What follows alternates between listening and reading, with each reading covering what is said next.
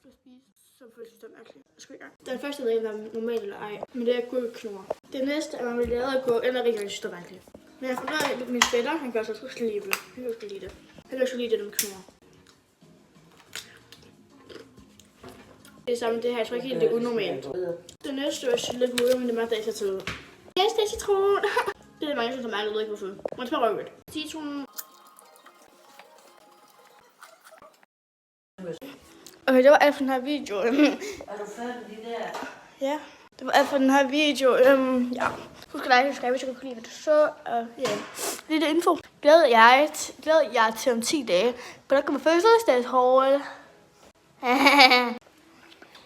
Men ja, det var egentlig alt for den her video. Husk at like og subscribe, hvis I vil mere af det her herlige halløj. Mærkelige pis, som du ser i mit liv. Og det ting, jeg elsker, så vi ses. Husk at like og subscribe.